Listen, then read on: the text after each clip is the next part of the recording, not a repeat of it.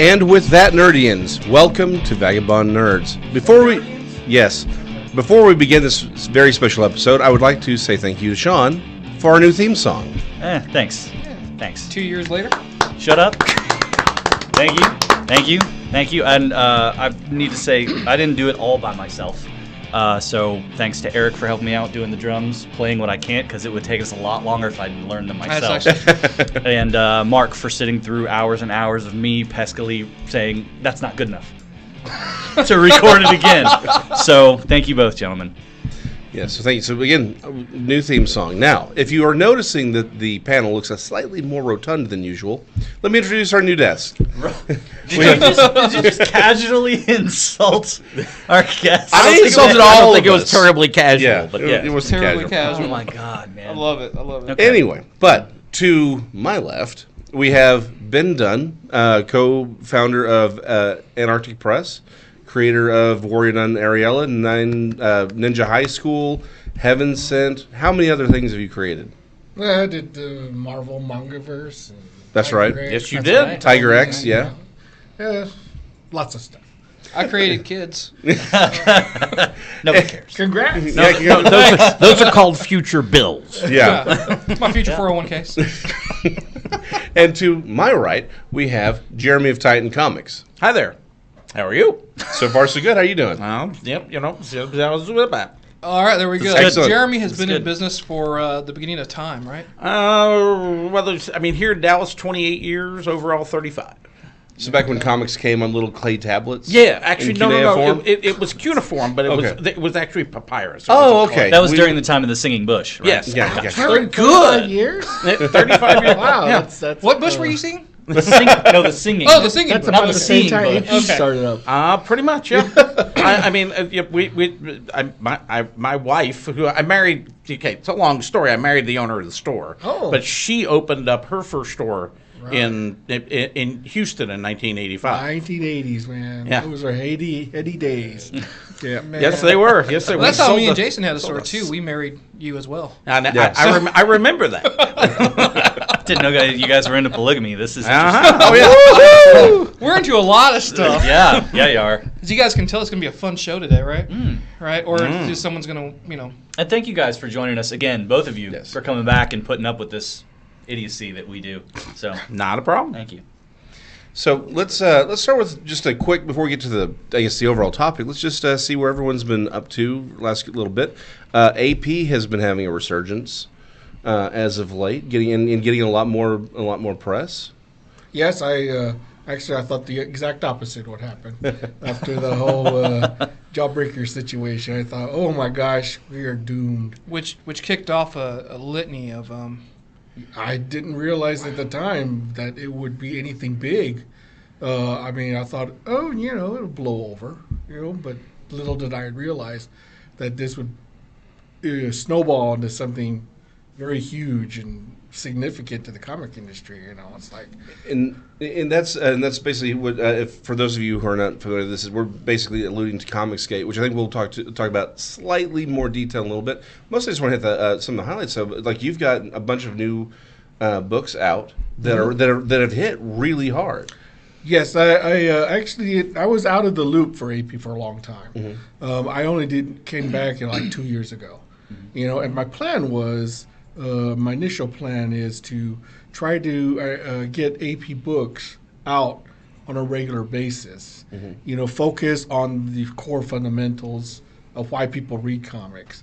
And just put out fun, exciting comics. And one of the things I always thought to myself was that wouldn't it be great just to, because one of the things that AP had languished on was not creating its own IPs anymore, because Right. AP had just stopped doing anthology books. They stopped doing books that were company created, and I realized that if a company is to survive, especially a comic book company, it lives and dies by what it publishes, Right. And what IP it owns. Mm-hmm. When you look at, we've been in business since '85. That's a long time for a small publisher. Yes, it it is. is. Yeah. And Yeah. congratulations. Yeah. Well, thank you very much. And I think the reason for our survival is because anything I create I'm lucky that I be able to draw and write and create things because anything I create is owned by AP.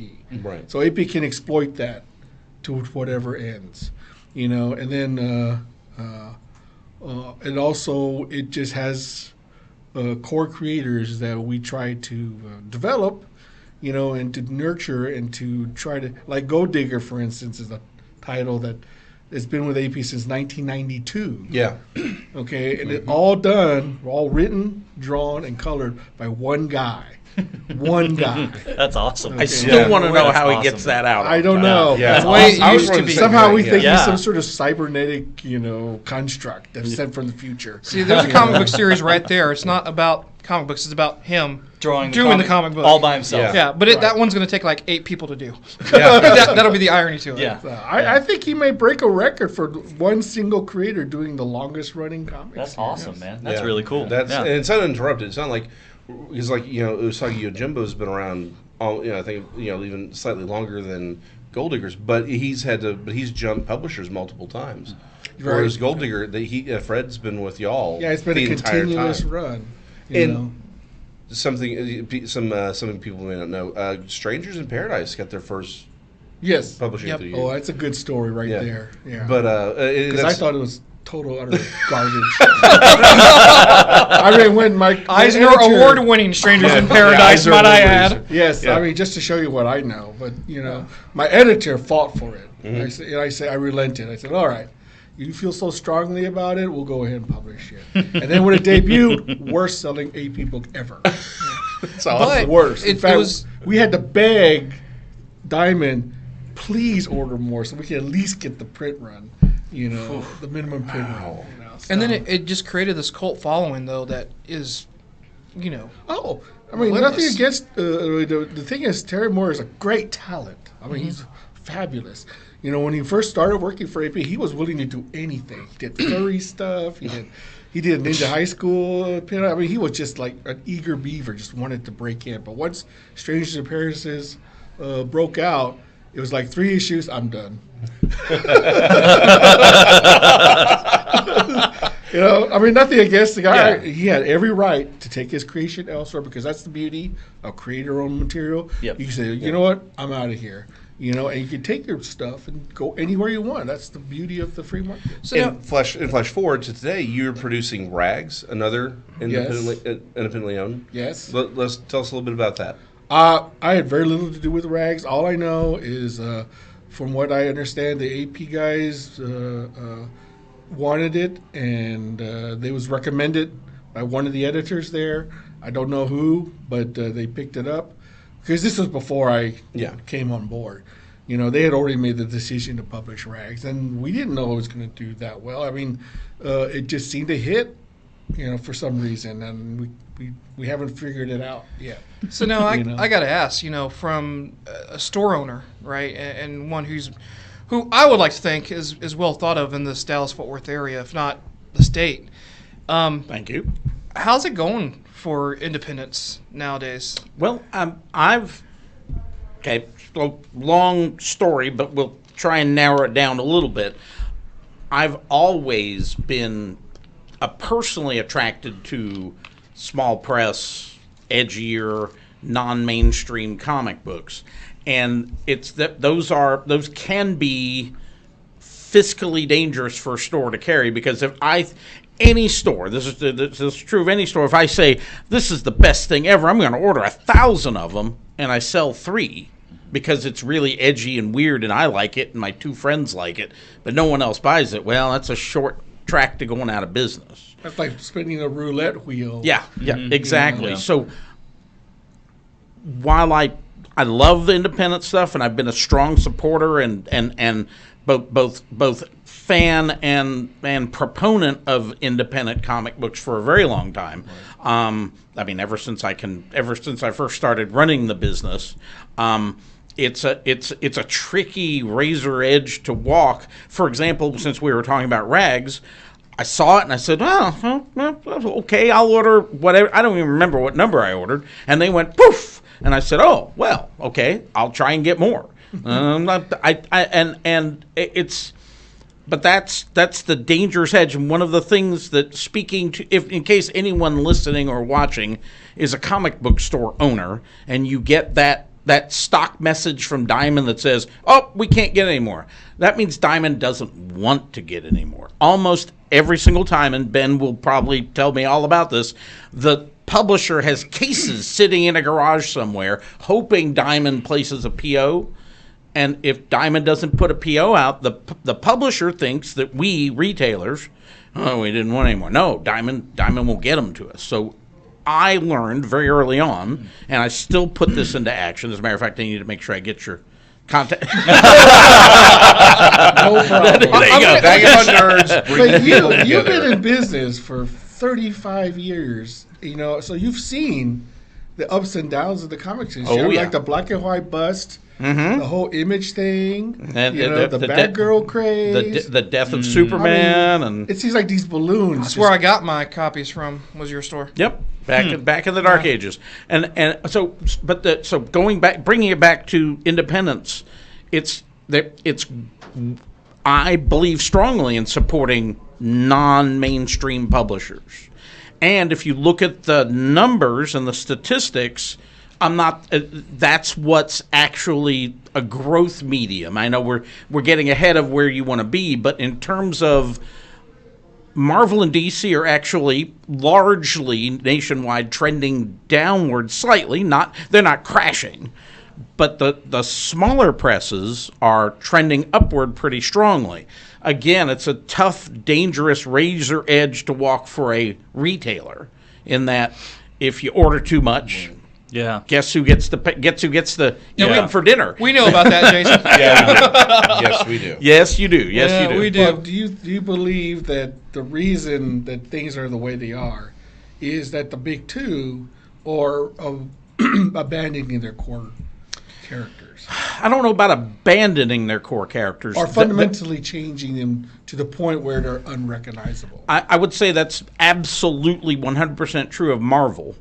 Less true of DC, though DC is certainly guilty of it in certain instances. But they tend to be, so far, have stayed more true to their long-term legacy. But if you look at the two of them over the years, that's always been the case. DC's always been the more conservative, let's not push it too darn far outside of Batwangs. Oh, dear me. Wow. Well, do you think when not DC, Marvel was bought by Disney, okay, and then the MCU became its own thing?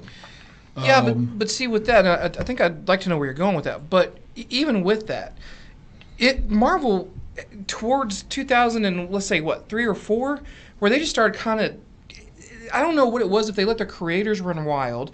Some of the stories we got were decent, but even prior to the MCU Disney buyout thing, their stories were already just kind of, I don't know, messy. Thank you. It just started getting messy. Well, it became a lot of it became very editor driven and big event driven, where it's like you buy a Spider-Man comic and you're like, okay, great, we have 3 issues where Spider-Man is doing Spider-Man things, and it's like, great, now we have to have a tie-in to the Civil War, or now we have to have a tie-in to Back in Black, because God knows we have a Spider-Man movie out, or we have this event, or this event, and this event, and I'm like, and I got to buy 12 other issues of other comics to understand why he's doing this. It turns into a chore and not something you want to do just for fun. Yeah, as everything became a very editor-driven and event-oriented instead of letting people write really good stories. Well, and like we were talking about earlier this week with Jonathan Hickman taking over and restarting X-Men now completely. Yeah. It's like I was telling him, I was like, I'm tired of the cash grabs. And so Sean was like, well, is it a cash grab, or are they actually letting him tell a story? And to my point was, it's like, yeah, but I think the difference between that we saw with DC, like when DC did 52, they legitimately tried to sit there and say, we got to do something. Like, this just isn't working. Whereas in Marvel, this just feels like one of their every 3 years, we got to do something. And 4 years from now, I'm going to see, hey, we're going back to original numbering. And but my point to that was that every 3 years, they let these, what we were just saying earlier, these comic lines these storylines get so convoluted and so spread out and so just everywhere to where it's hard to follow. So they stop it all and they just do a reboot. It's a reboot, just like in the movies, So you went all over the map there, but I'm gonna harken back to the most recent one, the Hickman thing. Yep. based on what I know from other people telling me, that I can't really give you more information other than tell you other people have told me this. At least not on air. Hickman would not have come back to Marvel to do this if he didn't have at least what passes in Marvel land for creative control. Okay. It's kind of like the Jimmy Johnson and Jerry Jones thing. Gotcha. Right. And I gotcha. That is that Jimmy said, "I'll only do it if you let me do my thing." Yes. Because Hickman, if you remember, the last thing Hickman did for Marvel was the whole Avengers storyline leading up to Infinity, which was 6 years ago. I think so. Something like that. Maybe it was 8. My sense of time's terrible in comic books. So, but he, if you look at that story, it's one of the very few Marvel crossovers.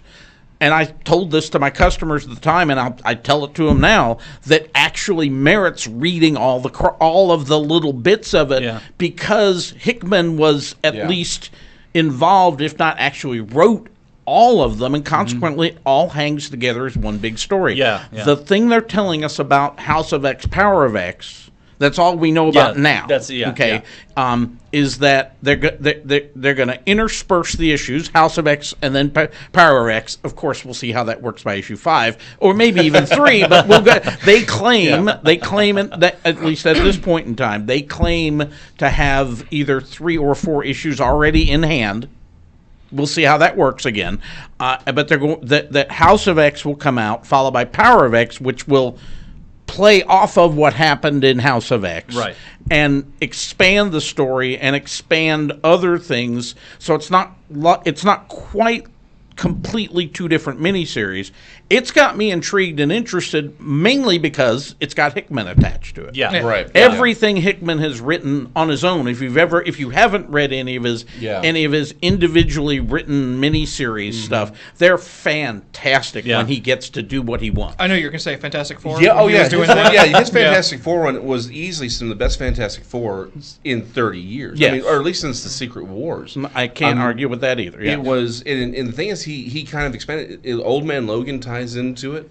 I mean, it's amazing. I mean, the man, like I said, if anyone was going to be given this, I think Hickman was the right person to do it. And I actually fall in between both of them, not just on a weekend. But in that, I think it is absolutely a cash grab. But I do think Hickman is trying to do something unique with this storyline. So again, it's both. That's what I was thinking as well. I mean, obviously, there's marketing involved in this because Marvel does want to get money. They don't want. I mean, that's their business. Oh my God! I know. Who knew? Right? I don't actually believe that.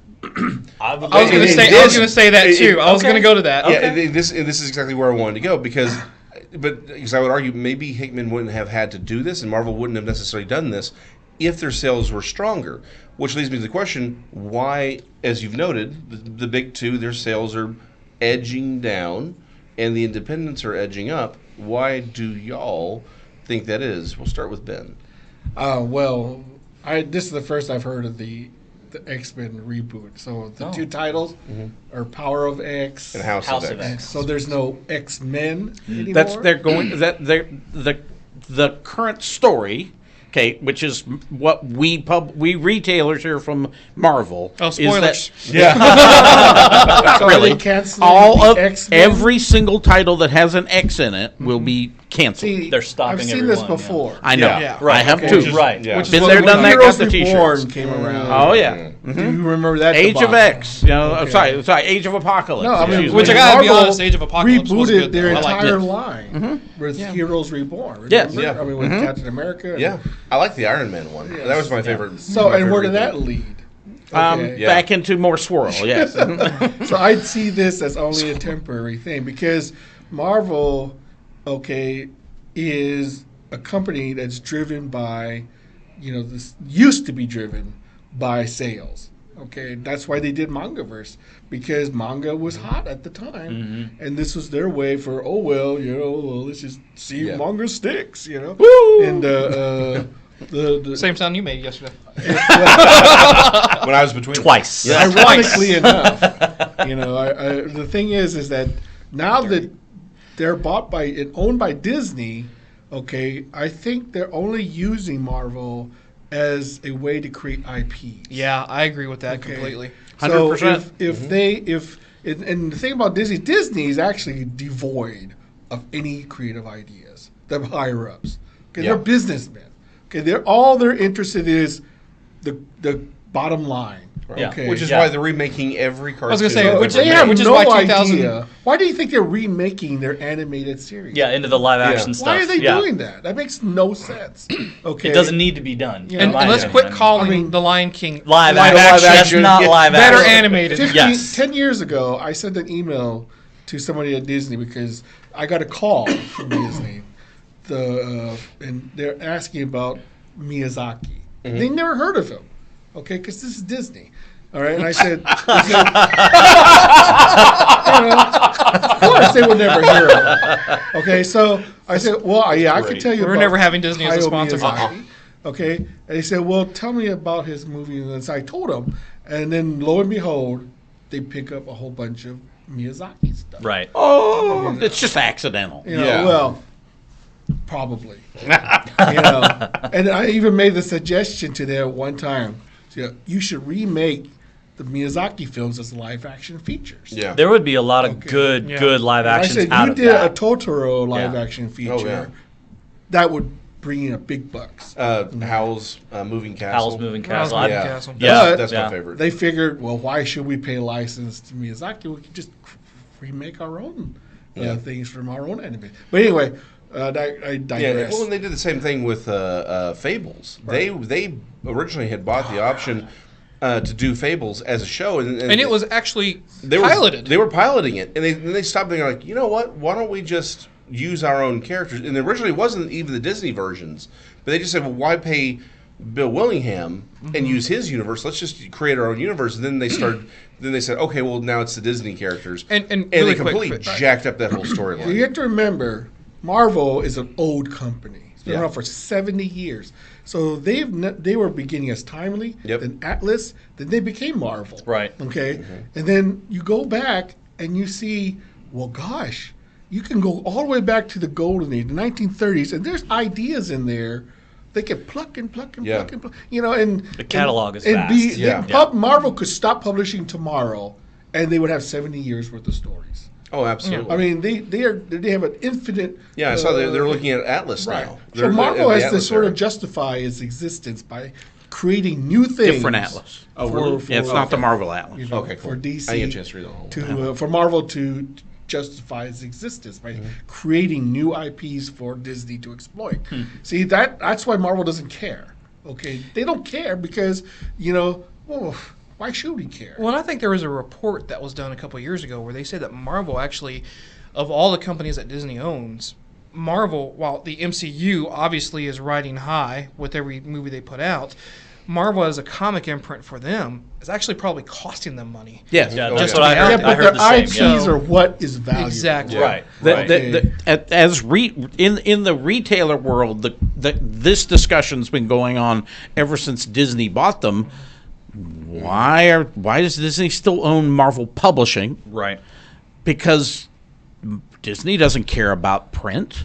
They don't. Disney in Disney's entire existence, dating back to the 20s, they've never published their own material. Right. Somebody else has always published their own material, the Disney material. Yep. And why suddenly is that changed with Marvel, and why haven't they? Why haven't Marvel done Mickey Mouse and Donald Duck and Goofy comics? Yes. I mean, that'd be perfect for kids, right? Yeah. But Marvel doesn't do it. Why do they not do it?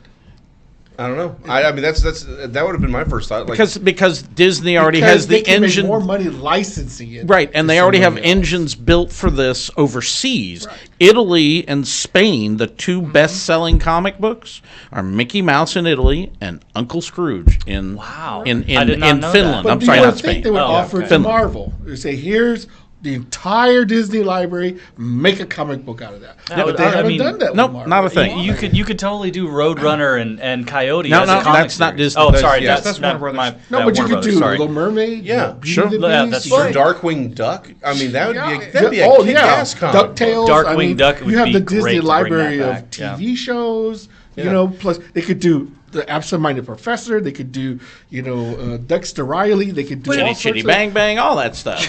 We just watched that a few days Once again, ago. that's a great that is a I don't think wonderful that's movie. Disney. We just watched that. Well, they made the movie, didn't they? No. Yeah. I thought not they did. Chitty Chitty Bang Bang. All right, Okay, I'll look that up. Y'all keep talking. Okay. Because I think pretty it's sure. Disney too. Okay, But you could be correct. I But don't to know. that point, though, then should Marvel as a company feel threatened by that? Because I mean, let's be honest. Why Well, should they be threaten threatened? that their owner doesn't I want mean, to. the thing Threatened is, that they could be. they're like the stepchild. Okay, they've got Big Daddy Disney in Marvel. Is the child that just runs rampant, just rambunctious. I mean, Disney could clamp down on Marvel tomorrow and say, "Look, stop your social media stuff because that's what people." But they don't care. Okay, because they like the controversy. I think. I bet you personally. James Gunn would say otherwise. Well, no, but that's a different story. Yeah, that is- altogether. yeah. I'm talking about the Marvel creators. Okay, the people who write and draw the comics. Khalid, They're don't make us running sound of the South rampant. comic. Okay, Yeah. they're insulting their readers. They're saying, "Oh, if you don't like it, don't read it, man. I mean, you must be a Nazi, okay, or you hate women." Okay, but the thing is, no company would allow their employees to ever say that to their customers. Never. But for some reason, Disney lets Marvel get away with it. Why? Why did they let them get away? Because they don't care. The only thing they care about is the IPs. They say, "Oh, Miss Marvel, okay, we'll make her a movie, $1 billion. Okay, so what? Captain Marvel made $1 billion. Okay, I mean, it's like, for them, that's the bottom line. They don't care what you do as long as you keep producing stuff for Disney to keep making movies out of. Because right now, they ended the original phase of the original MCU. Okay, because you know why? Because their contracts got too expensive. Robert Downey Jr. You know how much he got paid for the first Iron Man? Yeah, it was was 500,000, I think. Yeah, it was- something it like was- 250,000, it was something like nothing. that. Terrence Howard was the highest paid actor on that he movie. was also very toxic at the time, if you remember. That's He was- right. yeah, and he was trying so to restart nobody in the his career, world yeah. would have Yeah. thought that an MCU financed the movie themselves. Yeah. So nobody would have thought Iron Man, a B-list character, okay. Iron Man, And it was a juggernaut going up against the Dark Knight that summer. Yeah, Oh, it that's was. true. I mean, That's true. it was but like, people loved Iron Man. yeah. yeah. Okay. Yeah. And now, by the time Downey's done, he's making, I think, what was it, 20 million or 40 million for the last Avengers, movie. right. And then, I think, Plus points. 10% off the back end. Right. Yeah, I'm that's like, they're backing insane. up a Brinks truck. Yeah. Can you imagine, even at 5% on a movie that's close to $3 billion? Yeah. I'll take that any day of the week. He's going to go take find one his point. point. I was think about to yeah. say that. They I'm just like, got one it's point on not that, right? They couldn't keep doing Iron Man. It's just that they got too expensive. Yeah. Okay, so now the second phase, there's a whole bunch of new actors in there who are dirt cheap. We have goodwill with the audience. So Disney's like, oh yeah, we can slap any Marvel movie out there and Absolutely. The trouble I see in the horizon is that after a while, if they don't really do good movies, like Star Wars, okay, I thought Star Wars was bulletproof, but then Last Jedi came out and it's just like crashed and burned. Okay, yeah, it still made a lot of money. So in the end, but for everyone, half the people hated it. It gets a lot of hate. I think the fans picked it apart Right. further than it really needed to be yeah. picked. The point I was trying to make is that even the MCU can make a misstep if Yes. they don't play their Right. cards. Yeah. No, completely agreed. And I think this kind of brings us a little bit into the Comicsgate era because I think it is central to sort of this broader concept. with the fans and the rabid fan base that we Yeah. now see, and to that point, sometimes a toxic fan base that we're now seeing. Sometimes. Yeah. Most times, the toxic fan base. Well, it that we now depends see. on which bad, side you ask. Yeah. That's true. Yeah. Well, Yeah, but it used to yeah. be. It used to be when we were growing up. Man, you were just happy to find another. You like this comic? I don't even care about it. You like it? Yeah, Oh my that's God, all it we're was. friends. No, well, Yeah. remember Letters back to in the the day, editor, if the you were letters happy, page. you had to type a letter. Yeah. And then that's only if the editor says, oh, yeah, this guy's full of crap. You had to find a stamp so- and lick it and put it on there and send it off. Yeah, and you could read your letter to the editor, and they'd Yeah. have pages, and they'd And then talk maybe to in the you. Comics Journal, you'll read your letter. It says, oh, yeah, I didn't like this thing. So, but, that it was a very long and drawn-out process. Plus, when you're writing a letter on a typewriter, you have time to think. Okay, when you type something in social media, it's instant. Okay. Oh no, I should have said that. Oh, too late. Yeah. Millions of people. Jason. You know, so that's the thing. Is that some people type things without thinking. They're emotionally driven. Get you 29 minutes. That's the problem. Is that I think people type a lot of things they don't really mean, but they're so emotionally invested because people are emotional. Jason.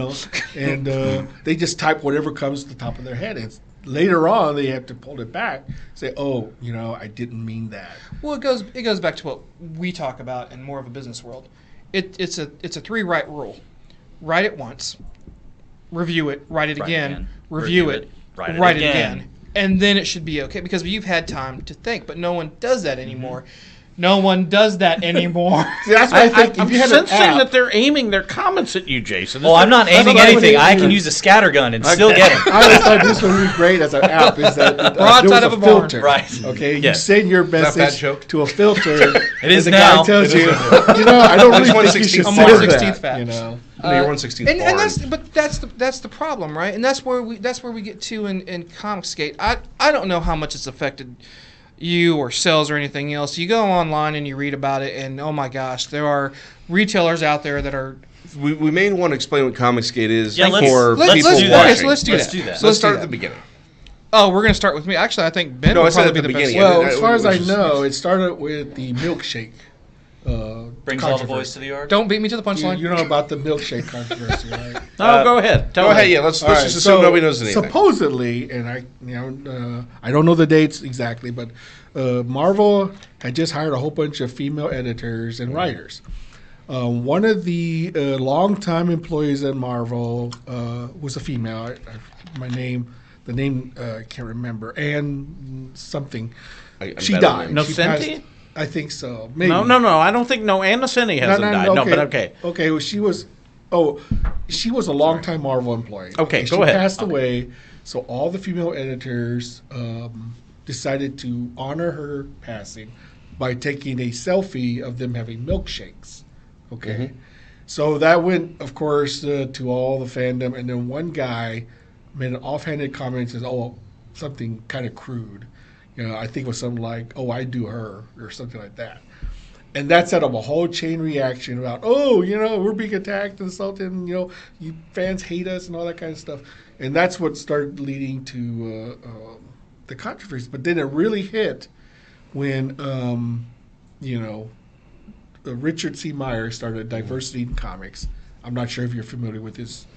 I've heard of it vaguely, but I don't know any. Well, he's central to this whole story. Okay. So he started a YouTube channel where he started criticizing the material that was coming out of Marvel at the time, because Marvel was going through this whole diversity kick, okay, where they're trying to recreate the characters as either minorities or female. Try to get more representation as a whole. Yeah. That's still Now, happening. in by of the way. itself, It is. It's still happening. in of itself, that would have been fine. Right, right. Nobody would have No, a problem with that because not they at did it all. with Miss Marvel back in the day Right. with Captain Marvel. Yeah, right, and et cetera. And they've had female characters before.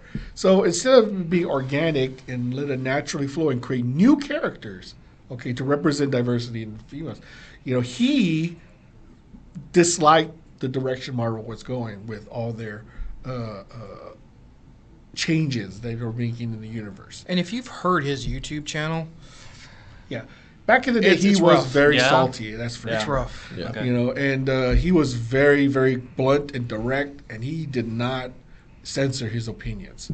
Okay, and he would literally take a comic he's just reviewed and rip it in front of his viewers, or burn it, or cut it up, whatever. We would do some sort of destruction. Yeah. to So the like comic. like shock jock kind of thing. Exactly, Yeah. like this Yeah. is what I think of your Right. work. Right. Okay. Yeah. So that created a lot of animosity, of Right. course. Yeah. He's Okay, going so out if of I his was way a to creator, be. Yeah. and I saw someone doing that, that would irritate and frustrate me to no end. So he started getting a lot of blowback from the industry. Okay, so finally somebody, I think it was Mark Waid, I'm not sure. Okay, somebody challenged him. Well, look, you're so good, make your own comic. Okay, let's see you try to make your own comic. And he said, okay, I will. So he created Jawbreakers, and originally he offered it to Kickstarter, and it was turned down. Okay, and then he went to Indiegogo, and they accepted it. So he got his comic, and then at first he just wanted some modest amount of like $10,000. Right. But then it got to like 20,000, 40,000, 60,000, 100, and this started a chain reaction where creators were saying, "Oh my gosh, this little nobody, nothing of a person, at least in their minds, is getting close to $100,000." And that is that's not small potatoes. No. Yeah. Especially for a small independent comic that he was doing. Right. Okay. So, I mean, at that point, that was the largest single crowdfunding comic ever on Indiegogo, ever. Okay. So that started to create, I think, some panic within the industry. And people were saying, hey, you're Marvel and DC, you should be selling this amount. Why is this little guy nobody's ever heard of making $100,000 on this Indiegogo campaign? So that's an embarrassment, I think, personally, to them. That shows that with somebody with a big following can and create something that people want, will support it. Right. Okay, so that goes against all the arguments they were making. Saying, we support us, please. Yeah, support us. So what happened was that one of the editors at AP contacted him. Now, of course, AP was with Timothy Lim. Okay, you know him. He's a creator who did a lot of Trump stuff. Yeah. He did Hobbs. Well, okay. So he recommended Richard B.C. Myers' Jawbreakers to AP, and AP's, okay, this was the calculation. Okay, he said, well, he's got 100,000 subscribers, so even 10% buy his book, we'll sell 10,000 copies. So that was the calculation that was going through their mind. Yeah. And that would have been one of the biggest AP books sold ever, in like 10 years. So financially, it was a good decision. Yeah, right. And we never thought about, it never occurred to AP saying, well, this guy is kind of controversial. Because there was never an issue at the time. Right. I mean, you could be a diehard, communist or fascist, and we wouldn't know it as long as you turned in your book on time. You hear that image? Yeah, you hear that image. Yeah. Well, and let's take one step back. It wasn't like Jawbreakers was being published as, look, it's pro-Nazi. Like, this wasn't like there's nothing on this page that would make you go like, hey, hold on, this is a bad guy. It's just a comic book. It was a comic book. Right. Yeah. And even if you were to, like you said, his show was salty, it was a comic, but it wasn't. It wasn't like he's not over there. He was trying to do an homage to the '90s comics that he grew up with. So he said, no big deal. We'll get it for you. We'll handle your Indiegogo. We'll print the book. We'll get it in comic stores. Everything was hunky dory. Okay, so, but we didn't realize the controversy that this Richard Meyer had created for himself. So it was like, okay, we'll just do it. Okay, so we announced, hey, we're doing Jawbreakers. Okay, and oh my God, then everything just crap hit the fan, because then we found out that there was a collusion of retailers, that put it out publicly, we're not going to order, AP books ever, because these guys are doing Jawbreakers. It's like, what?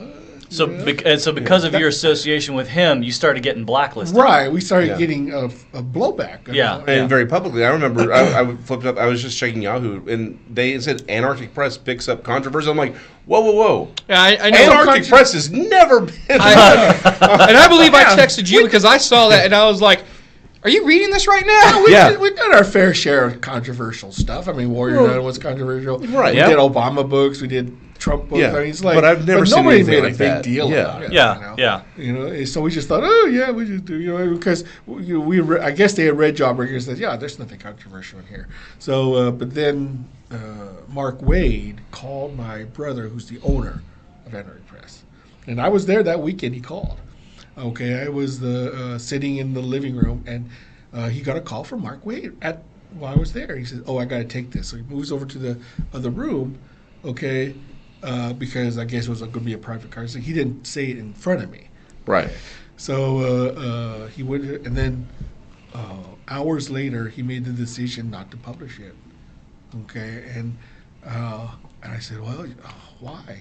So he didn't give me a reason. He just said, I have to do it. So, and of course, that's what created. And then when it was announced, then we got blowback from the other side. Mm-hmm. Okay? Right. So it was like a no-win situation for us.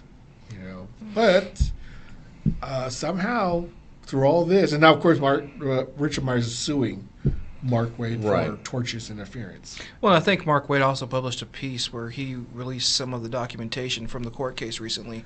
Yes. Stating his side, right? And I'm not going to get into details of it because we don't know and everything else, and I haven't read enough of it to be in there. But obviously, being a publisher where you're thinking that you're going to get both of these sides, like you said, you're going to know when situation. And with that, like Jeremy, like how does that? If you were to carry a book like this, and certainly you've carried books which could be considered controversial. I'm carrying one now. Yeah. So I mean, it's like one? The Alexandra. I'm get AOC. The Cortez one. Yes.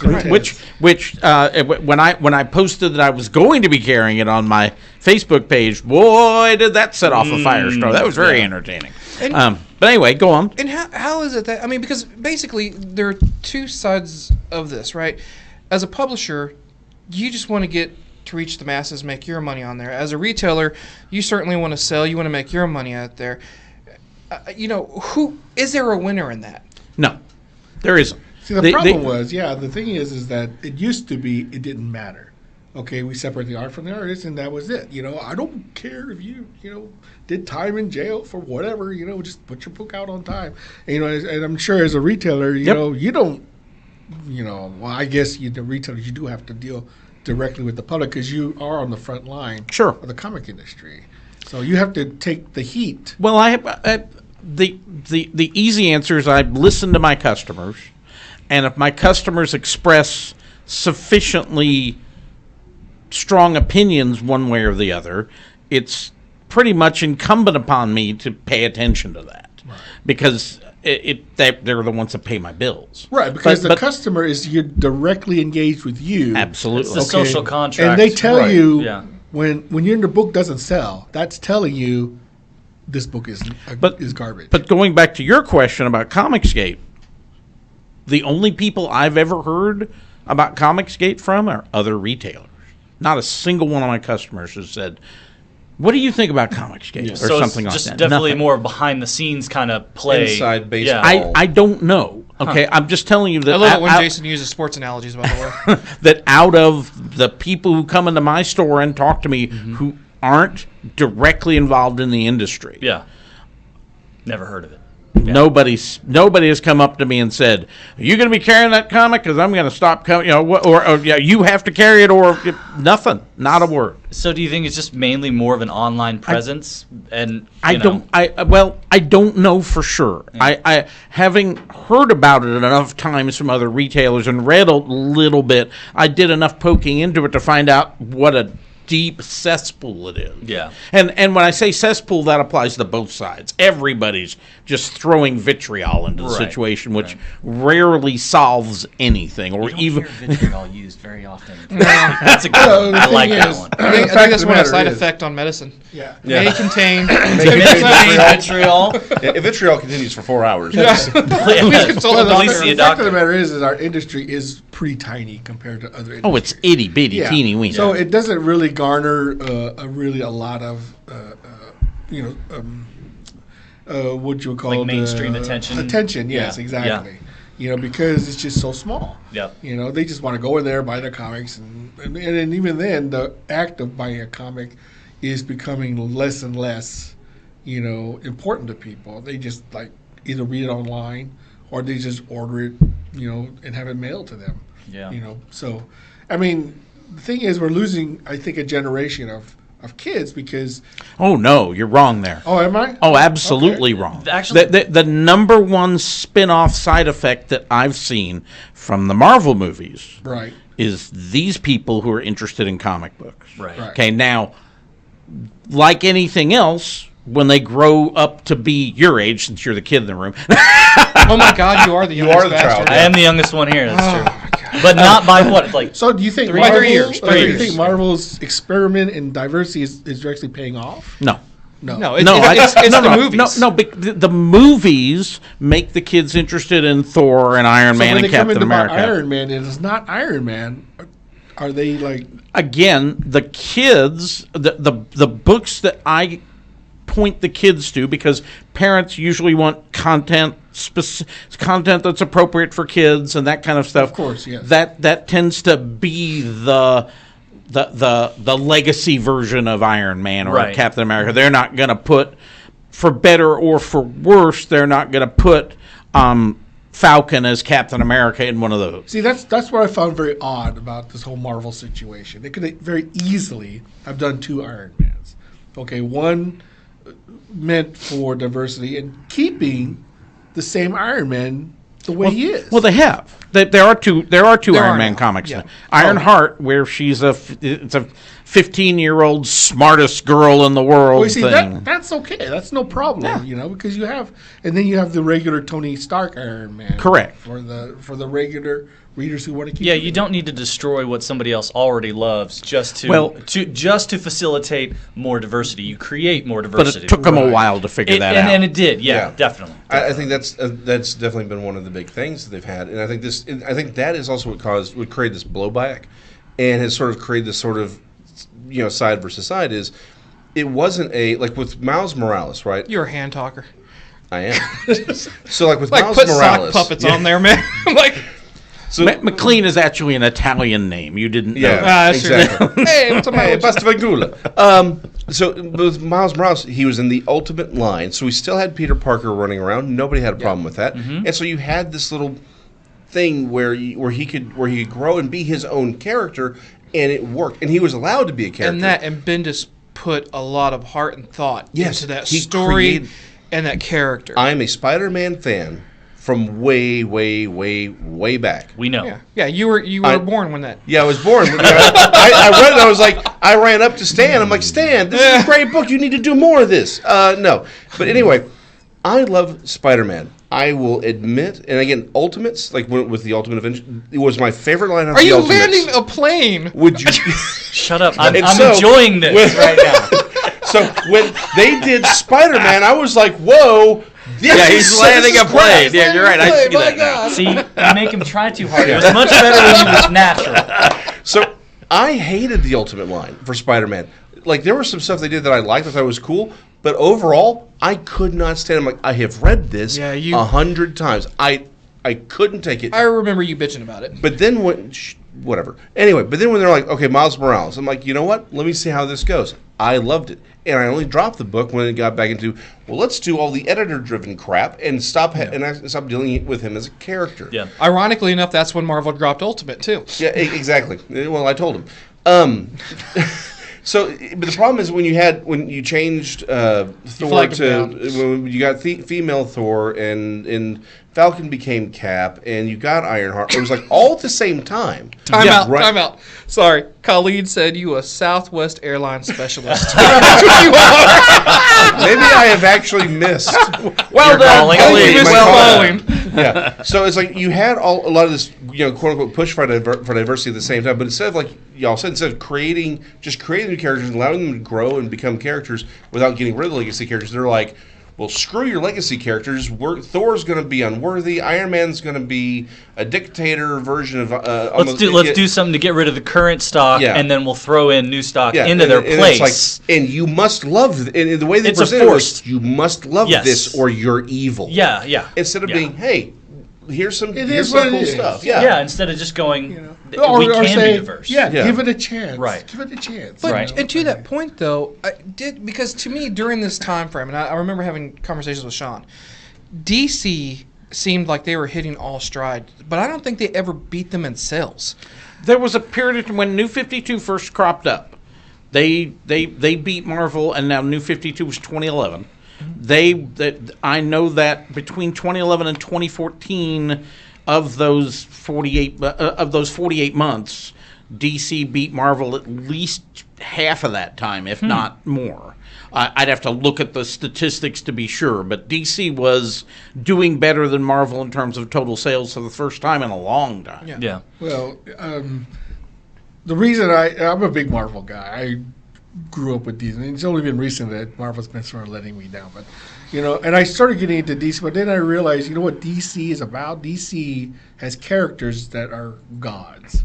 Okay? Yeah. They're the archetypes. Marvel has characters that are human. Okay? Largely. Mm-hmm. And the thing, that's what I loved about Marvel is that Marvel characters always had that, sensibility of being sort of real. They're relatable. That could relate They're to very relatable. But who can relate with Superman? Who can relate with Wonder? Who can relate with Wonder Woman specifically? I've seen your 90s. She'd break you in half. Same raw size.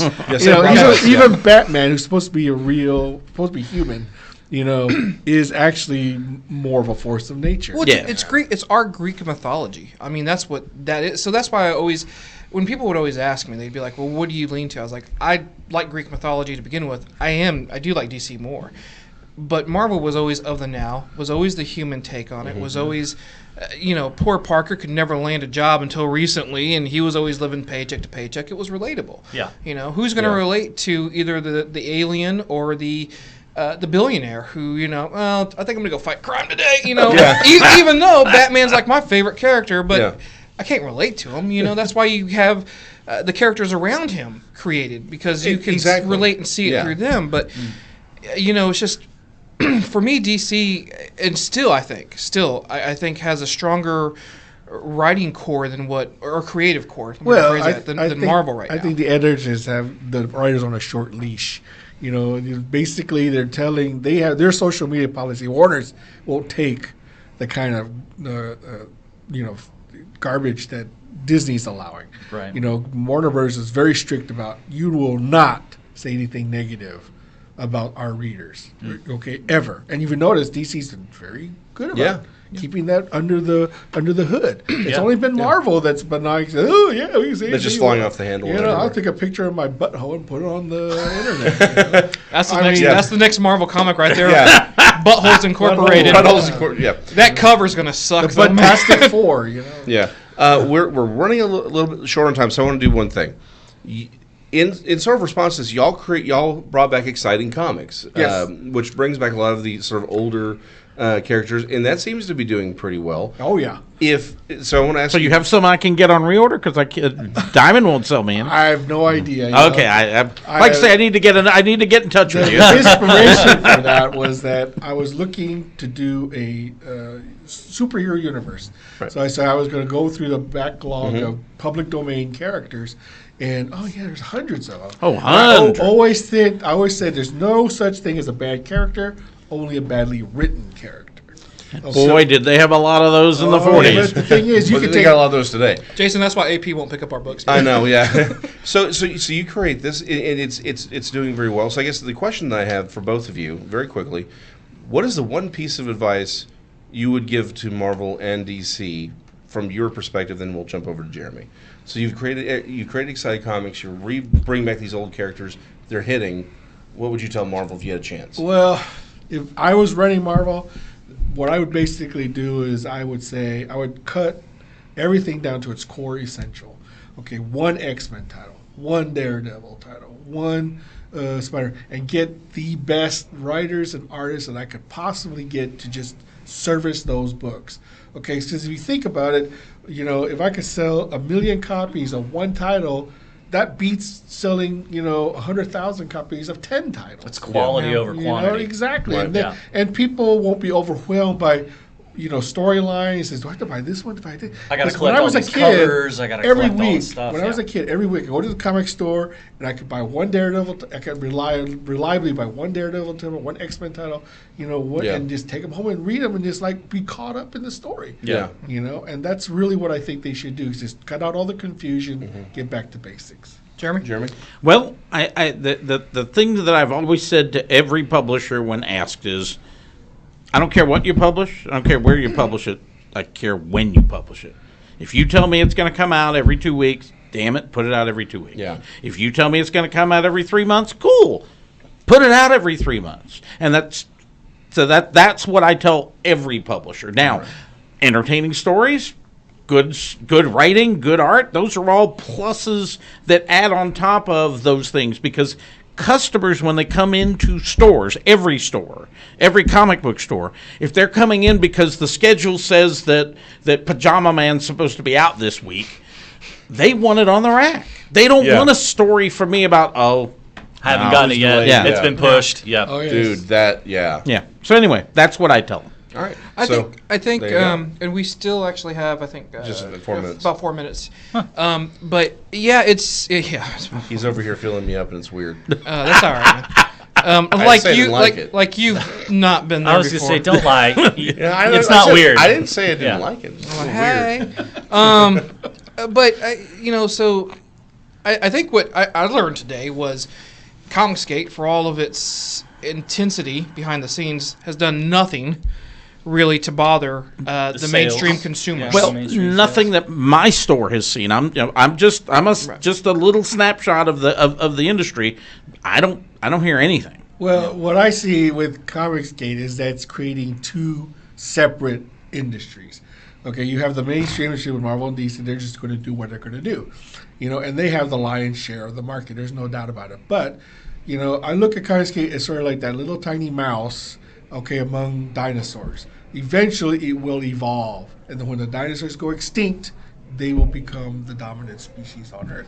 The thing is, what the Comicsgate people are trying to do is that they're trying to recapture what it means to buy a comic book.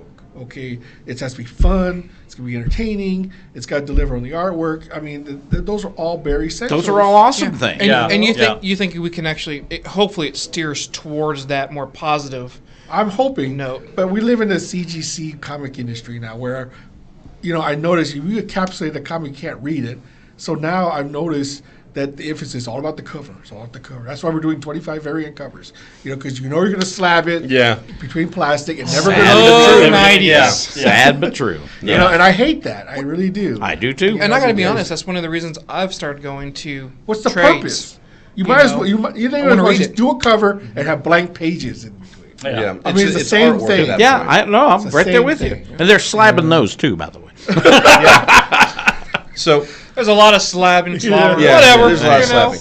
Well, before we go, I would like to thank both of our guests. Yeah, very much so. Thank you. I think this was excellent. Yeah. And again, Marvel, DC, if y'all have been listening, there's a lot that was said in here that I think would help a lot of people maybe not make certain stupid mistakes. But it boils down to get to your core, what's good, and be consistent. Yeah. Put it out on time. Be consistent. Well, and don't be true to your vision. Yeah. Quality. See, a lot and of consistency. It's stop insulting your customers. Exactly. Comicsgate creators are the least so-called comics. They're living their vision. They're seeing their vision, and they know they can never get their stuff published through Marvel and DC. This is the only way they can get it out. Real quick. So Chitty Chitty Bang Bang was put out by United Artists. And it was the screenplay was co-written by Ronald Dahl. Ronald Dahl. I remember reading about that a little while ago. No, there was another guy who co-wrote it with him, but Roald Dahl was the primary. Oh, God, you gotta do Willy Wonka, did Chitty Chitty Bang Bang? Mm-hmm. Yeah, are you sure? Yeah, no, he's absolutely right. I actually pulled up the original poster just to be certain. Are you sure you didn't write the screenplay? Yeah, no, he wrote the screenplay. That's what I'm saying. Yeah, he Roald Dahl. Ian Fleming. Ian Fleming wrote the book, but Roald Dahl wrote the screenplay. So, Jeremy, you want to tell us where your location's at before we get out of here? Yeah. 3128 Forest Lane. That's at Forest and Webb Chapel on the southeast corner in the El Phoenix Shopping Center. That's Titan Comics. Want to do a little shout out for AP? Or yourself, rather. Or how about the upcoming I want to thank Netflix? all the readers who supported Anarchic Press through the years, and hopefully we'll keep on publishing books that you guys can read and enjoy. Hear, hear. Also, get ready for Warrior Nun on Netflix sometime later this year or next year. That's a story in of itself. Which we'll do. We'll have you back. Jason, I believe that's the timer. Your chicken is now done. The chicken is done. I love how you muted that. I love how you muted that, Jason. The thing's muted. Jason, how about you sign us off? All right. Find us. You know what? Why don't you do it? I'm good. Go for it, guys. man. Thank you so much for the show today. We appreciate it, everyone. We thanks our 5 followers. We thanks our 5 followers. Catch us on Facebook at Perez Dictionary. Perez Dictionary. Catch us on Facebook, vagabondnerds.com, vagabondnerds@gmail if you want to talk about Jason's ability to land a plane, and if you want to gripe about anyone on the show. Anyway, we love y'all. Y'all have a great 2 weeks. We'll see y'all back then. Thanks, All right, guys. we'll see you next Thanks, time. Jason. Rules. Yeah, be excellent to each other.